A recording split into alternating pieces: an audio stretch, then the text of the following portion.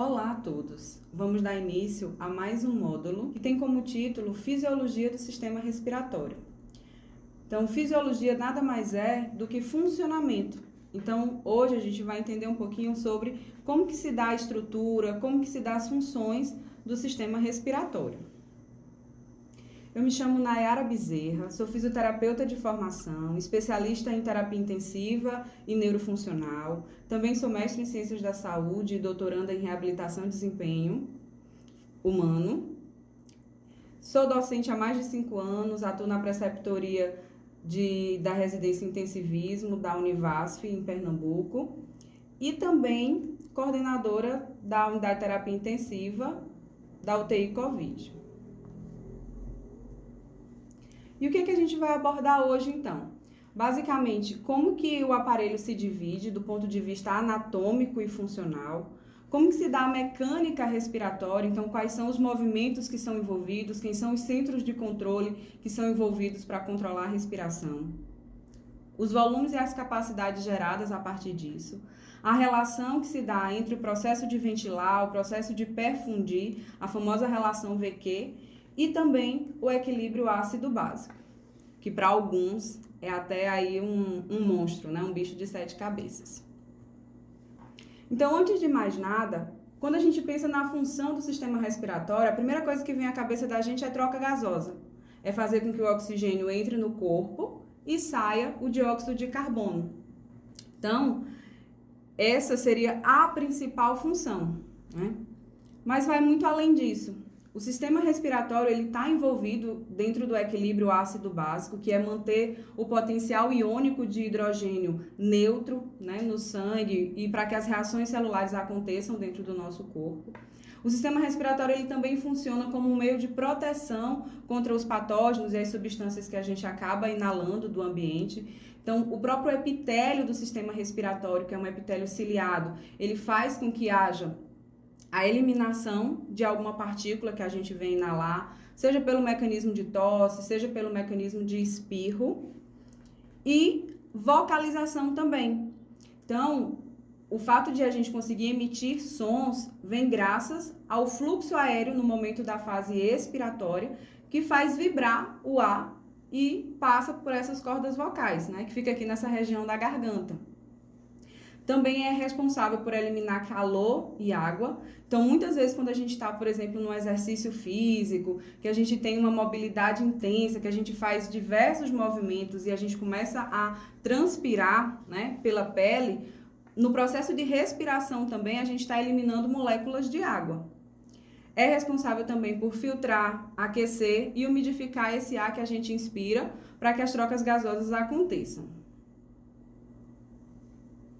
Então, estruturalmente, as vias aéreas, a gente pode pensar em uma divisão tanto anatômica como funcional também, né?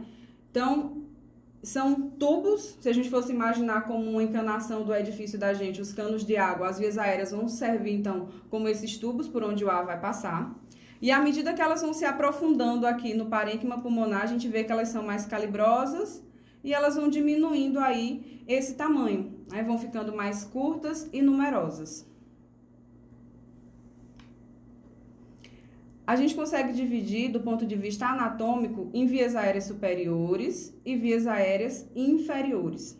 Funcionalmente, a gente tem uma zona que conduz esse ar para ser trocado e uma zona respiratória, onde de fato a gente vai ter a difusão do oxigênio para dentro do corpo e a remoção do dióxido de carbono.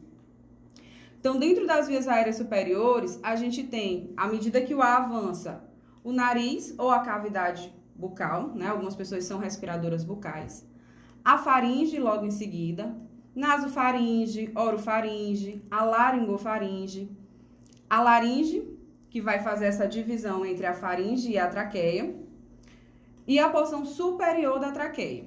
As vias aéreas inferiores, a gente vai ter a zona final da traqueia, os brônquios, os bronquíolos e os alvéolos. Algumas literaturas podem ainda dividir, né, além da via aérea superior, como uma via aérea também de transição, que seria essa parte intermediária da traqueia, e as vias aéreas inferiores. E aí isso é interessante para a gente dividir do ponto de vista depois patológico também. Então, quando a gente imagina, por exemplo, uma sinusite ou uma rinite, são doenças que geralmente acometem o trato superior.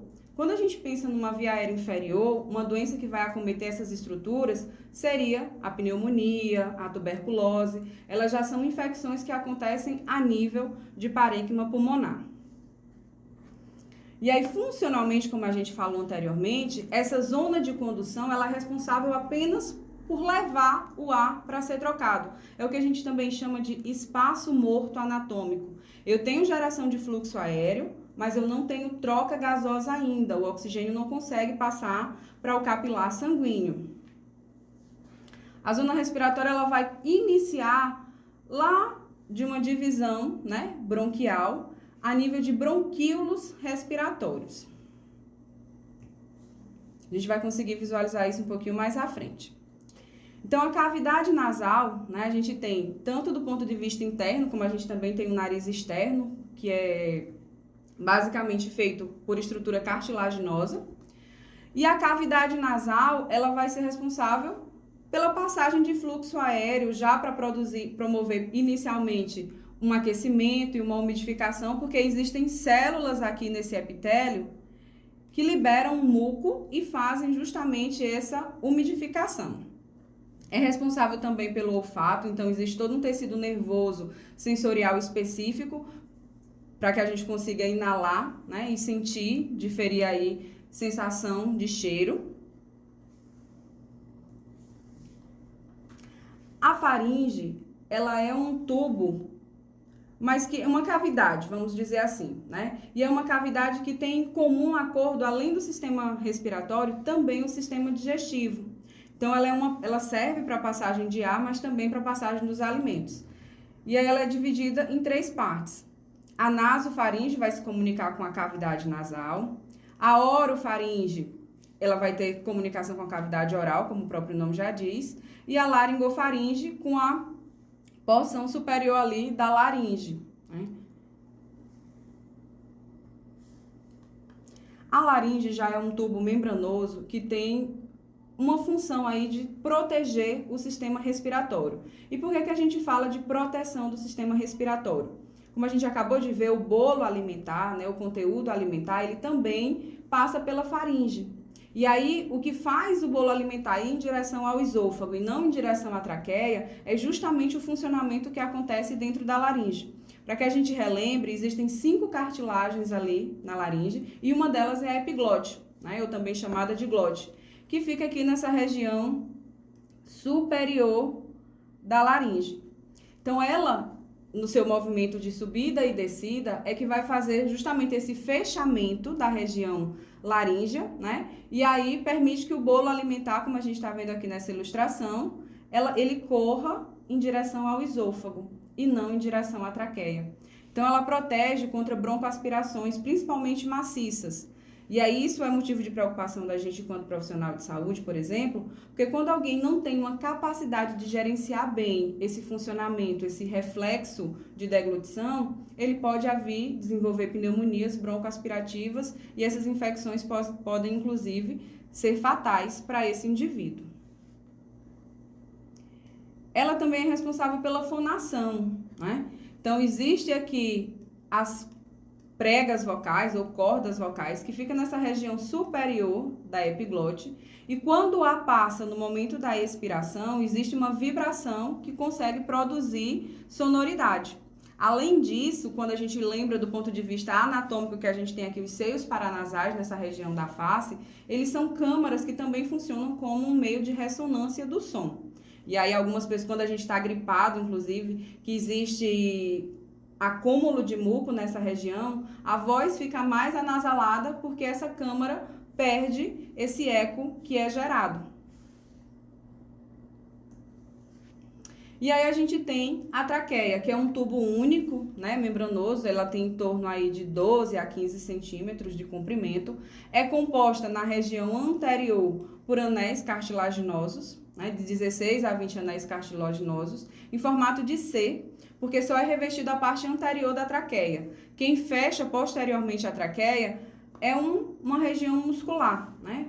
Músculo de cunho aí liso, Então, é um músculo que tem uma contração involuntária, diferente dos músculos estriados esqueléticos, onde a gente diz que controla a contração muscular.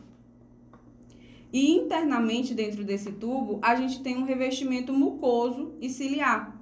Então, todo o epitélio respiratório, até mais ou menos a nível de bronquíolo terminal, a gente vai ter esses cílios, que vão servir tanto para que haja o movimento das partículas, né, em direção ao meio externo, como também essas células aqui, que são, vamos dizer assim, glândulas, né? Então, elas conseguem produzir um muco, e esse muco também vai compor um tampão mucoso, que é o famoso catarro, né, para a gente conseguir expectorar, mas ao mesmo tempo umidificando o ar que está sendo passado. Os brônquios a gente vai ter em tamanho de 2, né, que são os brônquios fonte também chamados, ou brônquios principais.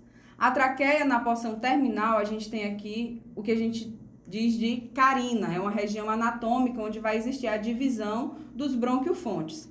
Então, um para cada lado, né, o brônquiofonte direito para a gente ter aí o fluxo aéreo para o pulmão direito e o brônquiofonte esquerdo. Em algumas literaturas também a gente vai ver que elas são chamadas de árvore brônquica. À medida que a gente vai tendo essa ramificação em números menores, eles vão tendo essas subdivisões. Então, no lobo direito, no pulmão direito, a gente vai ter 3 brônquios lobares ou brônquios secundários, um para cada região pulmonar, para cada região lobar. E os segmentares é o que a gente também chama de brônquios de terceira geração, né? Existem aí de 11 a 12 gerações bronquiais, até que a gente tenha os bronquíolos. Então, só para que a gente consiga visualizar, dentro dessa árvore brônquica, a gente ainda tem zona condutora, que não vai estar tendo troca gasosa, que é o famoso espaço morto anatômico, até o nível de bronquíolo terminal. A partir dos bronquíolos respiratórios, a gente já começa a ter o início, então, da zona respiratória. Esses bronquíolos respiratórios, eles vão dar origem a sacos alveolares, que nada mais é do que a junção de dois ou mais alvéolos, né, que são comunicados entre si através de um canal, que é o que a gente chama de ducto alveolar. Os ácinos é o que a gente chamaria de unidade funcional do sistema respiratório, né? Eu vou ter um bronquíolo respiratório, junto com os ductos alveolares, os sacos alveolares e os alvéolos, né? Então, existe de fato a minha zona respiratória. O sistema, né, pulmonar é um dos meios de contato que a gente tem com o meio externo de maior comunicação, perde somente para a pele, né? Então, quando a gente pensa ali das microunidades alveolares, que são microscópicas, a gente tem em torno de 500 milhões de unidades alveolares em cada pulmão. Então, existe aí uma superfície de contato muito grande, né? Então, para que haja também um sistema de defesa, é necessário que existam células dentro desse alvéolo, as famosas células alveolares. E aí a gente tem 3 tipos. Os pneumócitos tipo 1, que vão ser responsáveis por dar estrutura para esse alvéolo, por fazer o revestimento desse alvéolo. Os pneumócitos do tipo 2, eles já vão ter quantidades menores, mas são responsáveis por expelir, né, uma função aí, uma proteína, na verdade, que tem uma função muito importante dentro do alvéolo, que é a surfactante. Então, se a gente imaginar, o alvéolo, ele é um saco de ar, né, que vai ter comunicação ali com o capilar sanguíneo, que tem líquido, que tem o sangue. Então, quando a gente lembra da física, todo meio de contato entre um ar e um líquido, ele gera uma moléculas ali de atração, que é o que a gente chama de tensão superficial. Se fosse por isso, a tendência natural desses alvéolos era sofrer colabamentos, ficarem fechados, por conta dessa tensão superficial. Graças à ação dessa surfactante, que é uma proteína liberada por esses pneumócitos tipo 2, a gente vai ter aí uma redução dessa tensão superficial e os alvéolos conseguem manter o seu tamanho funcional, né? Eles conseguem ficar abertos. Além de que dependendo da necessidade, quando a gente tem, por exemplo, uma lesão na parede do alvéolo por uma infecção, por uma fibrose, alguma patologia, esses pneumócitos eles também conseguem se diferenciar em pneumócitos tipo 1 e eles vão fazer estruturas na parede dos alvéolos. E os macrófagos alveolares, como eu acabei de dizer, é um meio de contato muito grande com o meio externo. Então, a gente precisa de todos esses mecanismos de defesa que a gente já falou anteriormente, como a tosse, como o espirro, mas a gente também precisa de células de defesa do nosso sistema imunológico que estejam a postos para inativar qualquer partícula estranha, né? Então, existem macrófagos alveolares que ficam, né, alguns macrófagos, dentro desse tecido, já de sobreaviso. E a membrana alvéolo capilar, a gente vai ver um pouquinho mais à frente, é o encontro que a gente tem do alvéolo com o seu capilar respectivo. Um detalhe que é importante a gente lembrar, o sistema pulmonar da criança é diferente do sistema pulmonar do adulto no que tange ao seu desenvolvimento. Então, o sistema pulmonar maduro, ele tem todos esses milhões, todas essas unidades alveolares que a gente falou, e tem um desenvolvimento maior das fibras, né, que compõem esse sistema respiratório. Na criança, isso não acontece. Então, muitas vezes, principalmente o bebê prematuro, ele tem tendência a fazer pneumonia, a ter infecções pulmonares maior do que um adulto. E nas crianças não existe a ventilação colateral, que no adulto já vai acontecer. Essa ventilação colateral, o nome já sugere. Então, existem espaços de comunicação entre um alvéolo e outro, né? Então, aqui a gente consegue ver esses porozinhos, que a gente chama de poros de Kohn. Existem os canais de Lambert e os canais de Martin, que fazem com que haja uma recrutabilidade lateral. Então, à medida que o fluxo aéreo vai entrando no sistema respiratório, a gente consegue expandir os alvéolos um do lado do outro. Então, algumas técnicas de intervenção, como por exemplo a ventilação mecânica ou dispositivos ventilatórios de um modo geral, eles acabam que fazem função exatamente aqui, né? Conseguem melhorar a ventilação do indivíduo por estar atuando nessa ventilação colateral. Histologicamente, se a gente fosse pensar nos alvéolos, a gente teria como se fosse um favo de mel. Lá das abelhas, então, que fazem aquelas colmeias, a gente teria esses saquinhos, né, essas unidades microscópicas, como a gente já falou, mas que vão estar cheias de ar. Funcionalmente é para a gente ter isso. Só que do mesmo jeito, quando a gente tem uma pancada, que a gente bate um joelho, que a gente bate um punho e ele fica inchado, um edema de perna, por exemplo, isso também acontece no nosso pulmão. E aí, se a gente imaginar uma esponja que era para estar cheia de ar, ela vai estar agora cheia de água. Então, ela vai ficar mais pesada e a função originária ali que a gente tem do alvéolo de troca gasosa também vai estar prejudicada. Então, imaginem agora aqui um alvéolo cheio de líquido, cheio de edema, cheio de catarro, né? É o que acontece nas doenças pulmonares de um modo bem amplo. Então, como a gente já falou sobre essas células aqui, né, que existem dentro do alvéolo.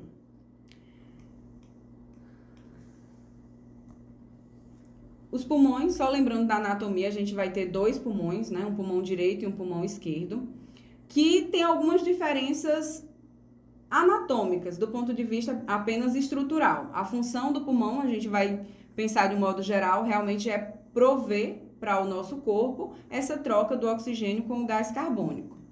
Então, no lado direito, a gente vai ter três lobos aqui. O lobo superior, o lobo médio e o lobo inferior. Ele é mais espesso, ele é mais largo e também mais curto, principalmente por conta do fígado, que fica logo aqui embaixo dele, né? E tem duas fissuras, uma fissura horizontal e uma fissura mais oblíqua. Em relação ao esquerdo, a gente vai ver uma região bem côncava aqui, que é onde fica o coração, né? O coração, os grandes vasos vão ficar aqui nessa região. ele já vai ter, por conta desse crescimento cardíaco, ele foi subdividido apenas em 2 lobos, né? Um lobo superior e um lobo inferior, sendo divididos aí por uma fissura oblíqua. A língula, que é essa porçãozinha aqui, bem inferior e na região anterior desse pulmão esquerdo, é o que seria equivalente ao lobo médio. Né? E pelo seu formato de língua, a gente chama aí de língula. A pleura é um tecido conjuntivo, mas é um tecido também membranoso que vai fazer um revestimento dos pulmões, né? A gente vai ter aí como se fossem 2 folhetos de revestimento, um próximo às costelas, à caixa torácica, que a gente chama de pleura parietal, e a pleura visceral vai ficar em contato com o pulmão propriamente dito, inclusive invaginando aqui por essas fissuras. Dentro desse espaço aqui, né, desses folhetos, existe uma cavidade que a gente chama de espaço pleural e tem uma quantidade bem irrisória de líquido lubrificante, tá? Mas é necessário que haja integridade dessa cavidade para que a gente consiga, vamos imaginar aí que depois o processo de ventilação, o início acontece por um esforço muscular, mas graças a uma negativação da pressão que existe dentro dessa cavidade aqui pleural. A partir do momento que a gente tem, por exemplo, alguma patologia, como acúmulo de líquido aqui nessa cavidade pleural, o processo de ventilação vai ficar comprometido. E a membrana respiratória, ou também chamada de membrana alvéolo-capilar, vai ser o principal local das trocas gasosas, lembrando que esse processo acontece por difusão simples, então não existe gasto energético, precisa existir apenas uma diferença de concentração entre os gases respiratórios, né? E aí, lembrando de física básica, sempre a gente vai ter um transporte de onde tem mais quantidade de gás para onde tem menos quantidade de gás. E ela é composta pelo alvéolo, né, septos alveolares e a rede capilar equivalente. É muito estreita mesmo. A gente tem aí micromilímetro de espessura dessa rede alvéolo capilar. Mas quando a gente pensa no tamanho, chega até 100 metros quadrados aí, se a gente fosse fazer uma extensão de superfície.